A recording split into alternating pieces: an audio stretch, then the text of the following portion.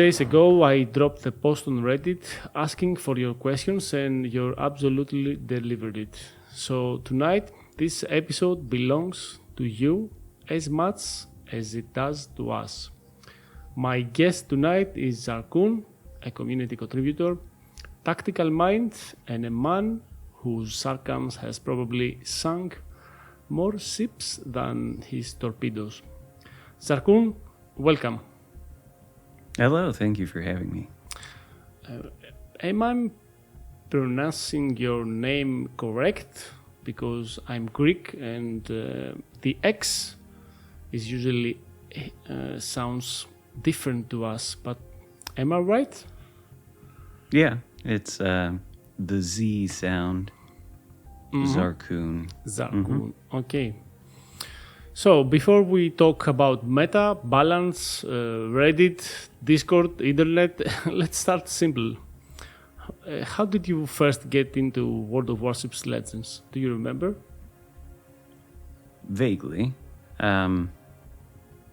Used to watch a lot of, YouTube videos on all kinds of various topics, and there were always these advertisements for World of Warships on the PC, which when I saw the gameplay for that, I thought, oh, that looks interesting. I'd want to try that, but at the time I didn't have a PC and Legends didn't exist.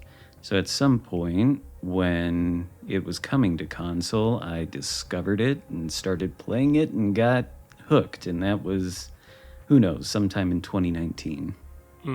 Okay, what was the moment you realized this game wasn't just a few matches here and there?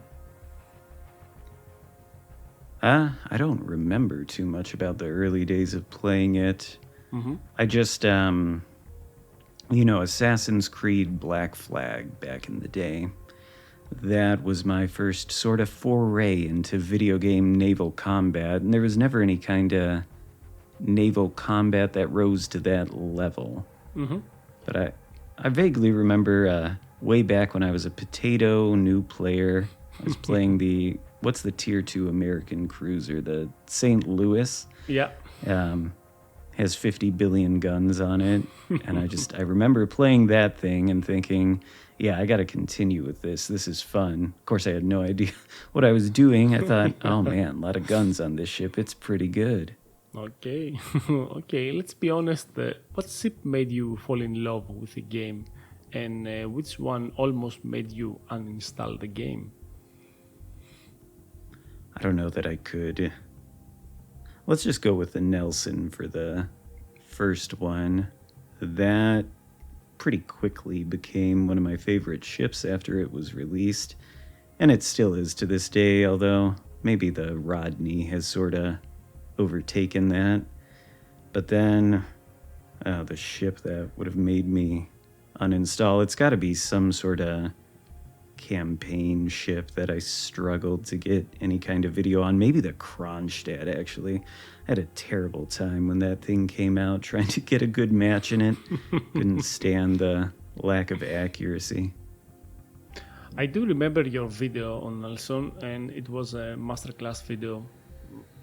It is till today, if someone wants to see how to play Nelson, angling the ship correctly, it is your video, and I really recommend it to everyone.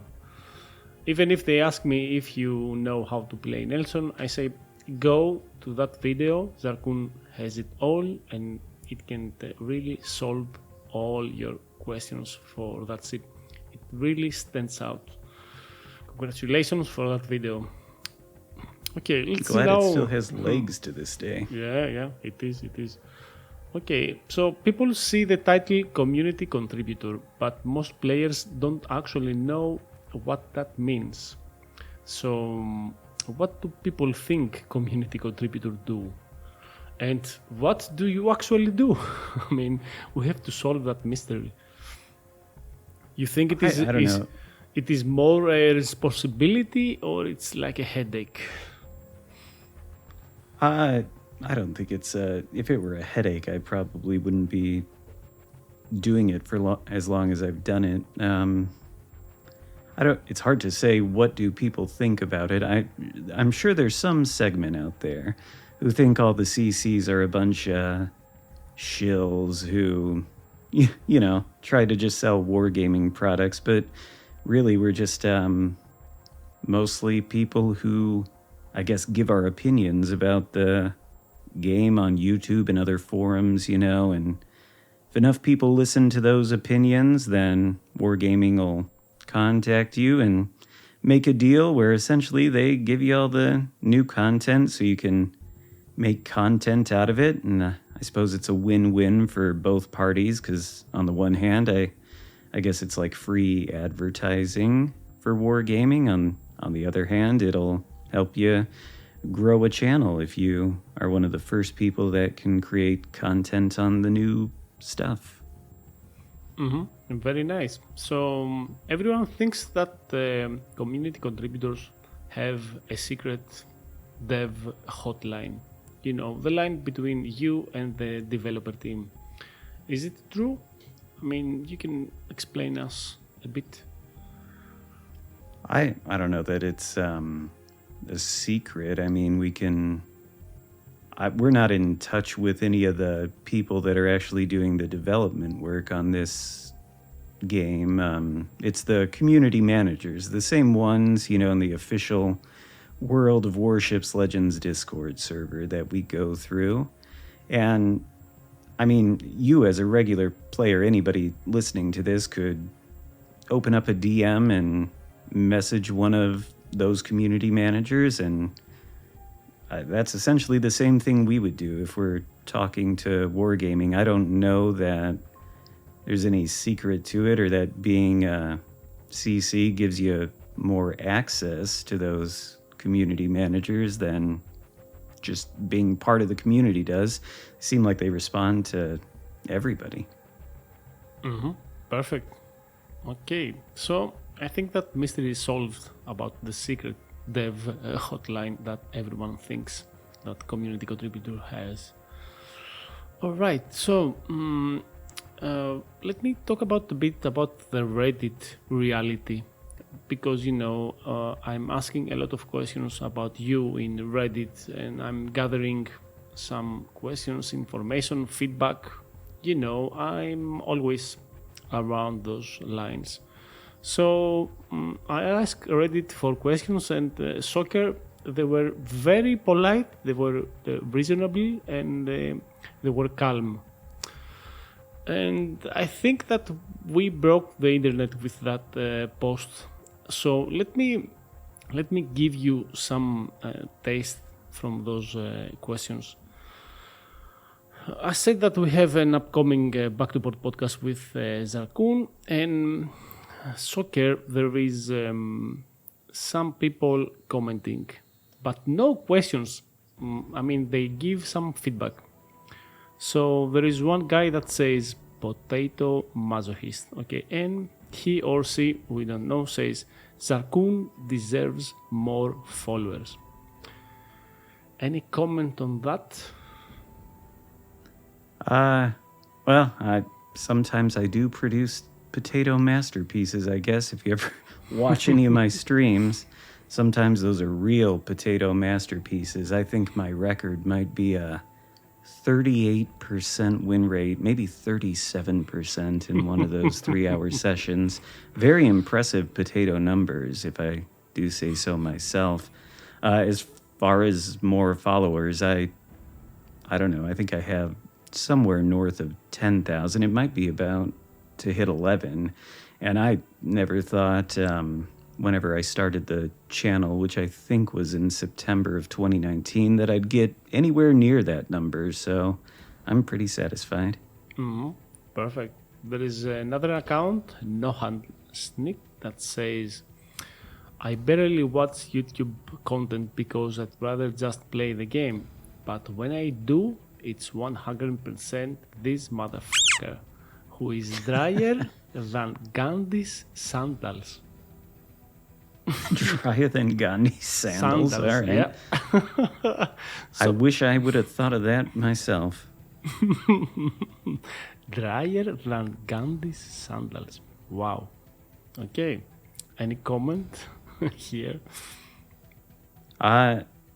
100% accurate assessment, I would say. I am pretty dry. Okay, so next one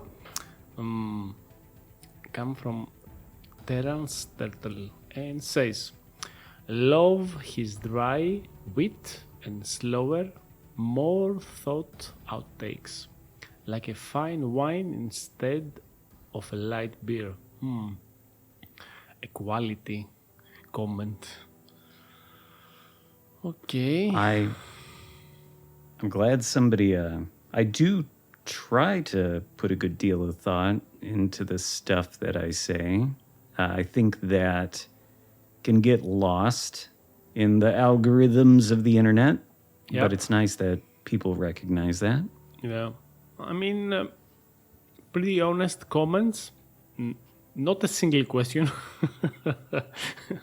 but it really, I'm really happy that people spend all that time to say good things in the internet, because when you are out and expose yourself, there are the good guys and the bad guys. Do you usually get the bad guys on your streams, or whenever you post something and you want some engagement? Occasionally, but it's always disappointing because everything they say is so brain dead and stupid. Most of the time, when they're really coming at you to attack you, very rarely do you get, and I've had it from time to time, somebody who actually does make a good sort of criticism that makes me rethink what I thought about something. Happens from time to time, but there are a lot of people out there that will flame, and it can kind of be fun to go back and forth on that in some cases. Yeah, perfect. I can understand that. Okay, so let's go to something fast. I call it the lightning round. We have fast questions and fast answers, no thinking. So, destroyers or cruisers? Destroyers. Okay, randoms or ranked? Randoms. Okay. You solo or division? Solo. One ship you secretly love? Secretly. Yeah. I feel like I'm a pretty open book on that. Laria. I wish I didn't enjoy that ship as much as I do. I want to play it all the time, but if I did, that'd be all the content I ever produce. Okay. One ship you pretend not to hate? Pretend not to hate? No, I feel like I don't... Every ship that I hate, I think I'm pretty clear about that. I don't think there's one that I pretend to like but secretly hate. Okay. Yeah, I got nothing on that one. Okay. Legends does this better than PC. What is it? I think the overall package of the gameplay is better than PC. It's not quite as stagnant and long distance and campy. I can feel that. Okay. And what Legends still struggles most with this? What is the thing that Legends still struggles? Probably something like overall balance. There's some wild stuff in this game. It's a bit chaotic. Okay, perfect. Okay, now let's go to the community questions from the Discord. Let's see what the peeps on the Discord said about you and asked about you. Okay, let's gather up. So, there is the first one is always from me and says, "Why Xarkun unless it's your name?" Oh, why the name? When I was a young person, I was a real Star Wars fan. And whenever the PlayStation Network became a thing and I made an account for it, I wanted to use the name Xarkun which is EXAR, and then a space KUN. That is the name of a Jedi from the expanded universe of Star Wars, but of course that was taken. And so I dropped the E and put the two words together. Nobody had taken that, and that's how that came to be. Perfect. Tonic says, what is your pet hate about Legends and what do you think Wargaming could do to improve it? So, pet hate. Aircraft carriers, planes in general.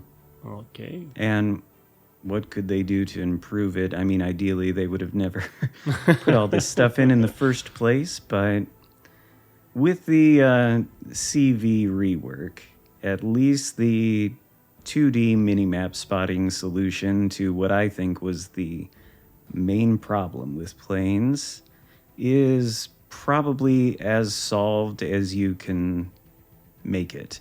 I don't think you're ever going to be able to square that circle. I think you can make it better or worse.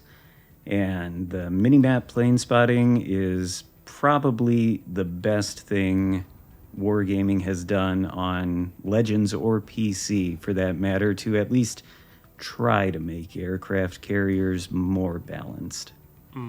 Perfect. Another one from Tree Line 12,000 says, are there modes you would like to see in addition to domination, capture the base, and pick and tear? I don't know. There's not... I mean, most of this stuff is downstream of the PC WoWs, which, I play that fairly regularly. The only game mode that would be like a standard type game mode that they have and we don't, that I can think of, is the arms race, which I feel like Legends has had arms race before, but as a temporary thing, and it's fine. Oh, actually, you know what? The what was that one mode that they had on the PC where you had to, was it Airship Escort, where you would escort an airship across the map? Some of those modes that they've had on there were pretty cool. I always thought asymmetric against the sort of more intelligent bots was a nice, relaxing experience. Any of those things might be neat to see them in Legends. Okay, so let's go to the next one. Clockyman/GR. It has 3 questions included in one. So says, what is your win rate and kill death? Pretty personal. I don't quote me on this, but I think my win rate is a flat 60%. And what was the other one? KDR? Yeah, KDR. Kill to death radio. I want to say it's close to 2. I think. I don't know exactly what number it is. 1 point something, close to 2. Maybe it's 1.99 actually. I'd have to look. Okay. And he continues and says, why other famous YouTubers left the game? Why did tester? Yeah, but we don't count the testers here. We can say anything about them. So YouTubers, why other famous YouTubers left the game? I don't know. That's a question I can really answer. You'd probably have to ask the ones who left. But I suppose everybody will get tired of the game at some point or another. Maybe some people won't, but everybody's got a different... the mileage may vary for you. That'd be my answer on that. Yeah, I agree on that. And the third one is there any else benefits from wargaming except the money you take from YouTube? The money benefits you take from YouTube. People think that you are getting rich because you are producing some videos. Some people are probably better at monetizing than I am. I maybe take in like $300 a month from YouTube revenue, something like that. It's not exactly a lot. But I mean, yeah, there are benefits. Every time a new update drops, I have the new ships in my port so I can play them and make content off of them. That's the main benefit. Yeah. Okay. I think that we answered all the questions from Clocky Man. Let's go to the next one. Conquer from the clan Retro. Could you judge a player character in the game and rank them as division friendly or not, just by watching one of their battles? Pretty complicated. So it says if you are watching a player from their game style and their battles, you can rank the player as a good division friendly or a bad player. Do you have the eye to spot the noob? Oh, I mean, I could probably have a good sense of, well, I don't know. You can look at a terrible battle from a super unicum, and if that's the only battle you see, then you might falsely conclude that they're bad at the game. So hard to really make judgments like that off of one game. But as far as looking at somebody as a division partner, I guess I really never division with anybody. I prefer playing the game solo, so my brain doesn't really work like that. Yeah. Okay, now let's go to the next one. And says, Mr. Fighter, I have two questions. One, is Xarkun bad at boat game?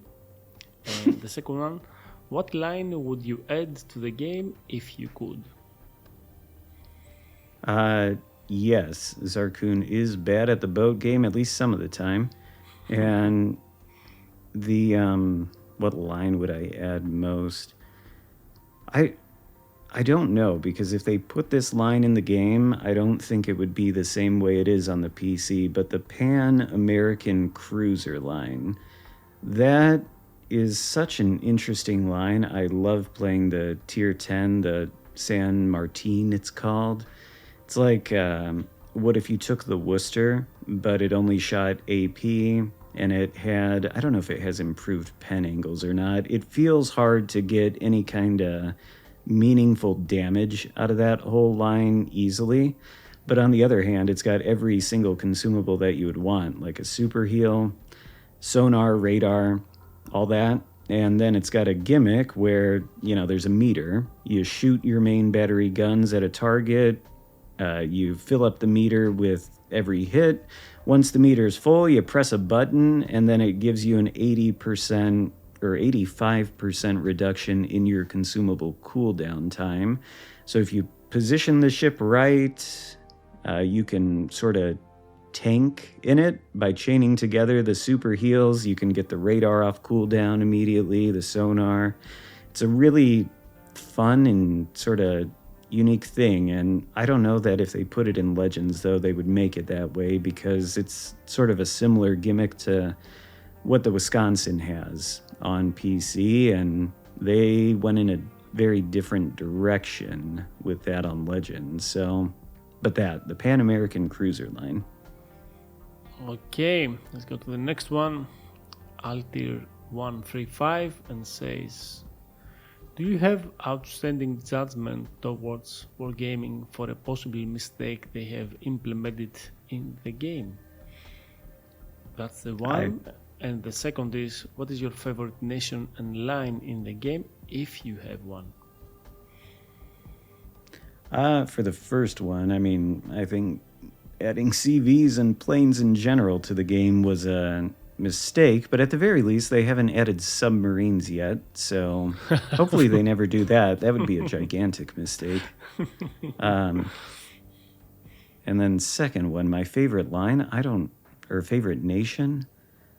I don't know that I could single it down to one nation. I could tell you some of my favorite ships, but they're all kinds of different nations, like the Nelson or the Rodney, the Khabarovsk, the Georgia, the Charles Martel. I think I have more like favorite ships than I do one specific nation. Okay, let's go to the last one. Naval Nemesis 870. And I see a tag from the clan Pain. How do you feel about the abysmal XP received when playing brawlers? Do you think it will ever change or be reworked? Do you feel wargaming with the announcement of more carriers is ruining the few tiers where you don't see carriers like Legendary? Last, more and more folks are dropping the game. CC wise, we have lost a few Derka and Metajerk and others. How much longer do you see yourself making this content? Whew, that was big. Okay, Yeah. do you want to go one on one?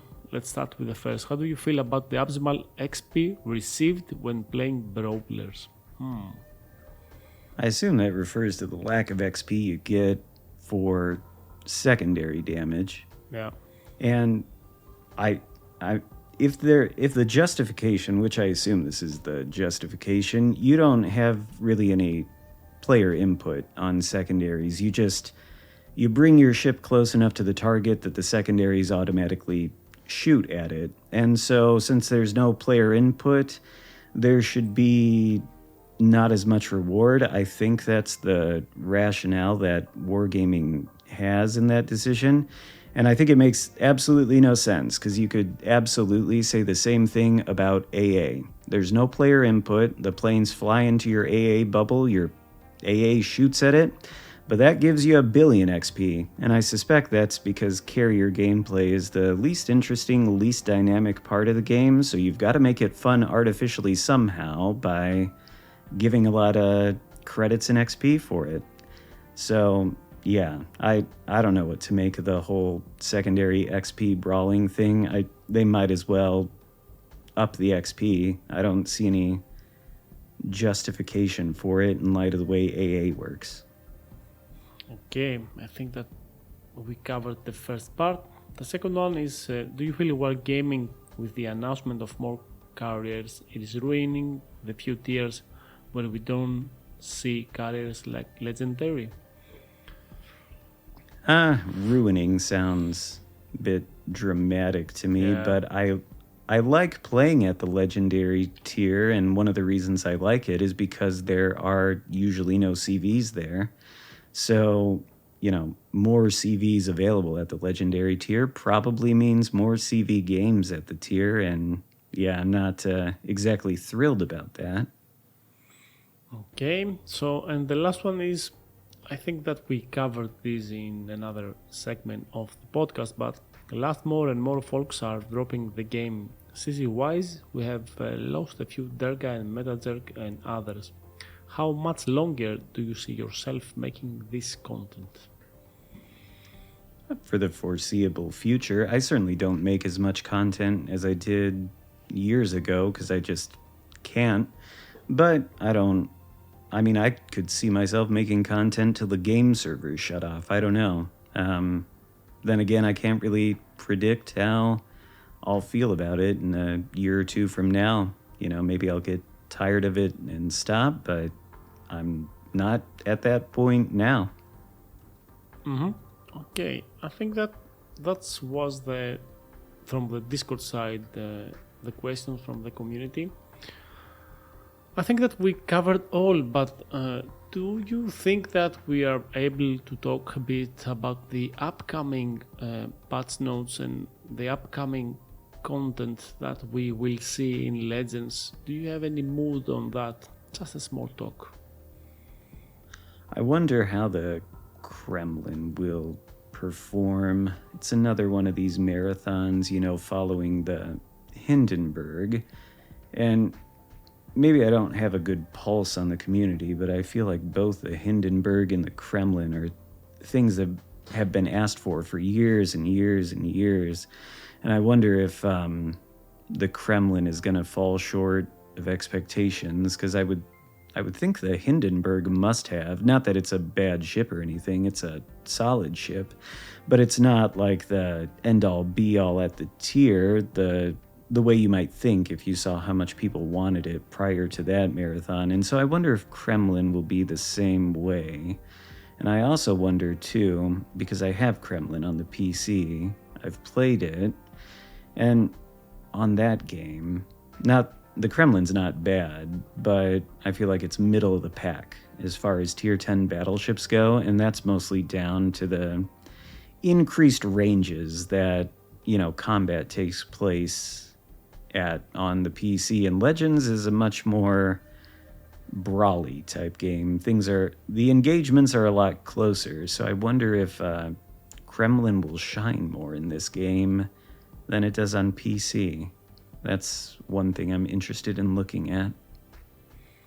Okay, so any opinions? The festive update that we had 1 month before, with a lot of crates, a lot of monetization, a lot of things to push you to buy crates, to be against the old and all that stuff. Any views on that? Yeah, two things. Number one, I think the free campaigns are nice. The free Admiralty backing where you can choose a ship and not pay any money for it at the end. Of course, you'd have to buy the second one for full price, but I mean, free is hard to complain about. As far as the crates, there is something that they could and should do. They need to take a page from WoW's PC on that, because you know how this past season you would get, what were they called? The temporary currency, the Merry tokens for the first win bonus on ships. Mm-hmm. Well, they do that every Christmas on PC for just the tier 10s. There's a certain type of currency that you get for your first win bonus essentially on tier 10 ships, and then you can take that currency and you can redeem it for either the small, let's call them Santa crates, mystic containers, whatever they're called from year to year. You can redeem them for those and for also the big Santa crates or the mystic lanterns. And the ratio is like 1 unit of this currency, which I think they're just called certificates. 1 unit for 1 small crate, 5 for 1 large one. And in that way, you can farm a bunch of crates for free. And I've gotten a ton of premium ships on the PC for free through that method. And it's something they really need to bring to Legends, because it's probably the best part of the Christmas PC update, and I don't see any reason why they shouldn't do it in Legends. I think it would probably give them some goodwill for the community, Yeah, I can feel that.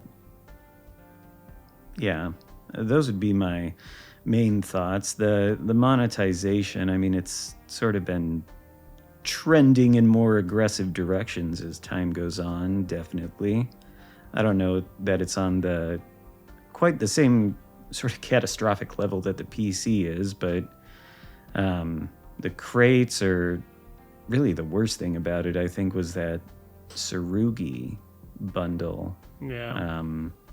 That was just, I mean, there's no ship in this game that's worth going down a bundle chain like that for $200-$300. Indeed.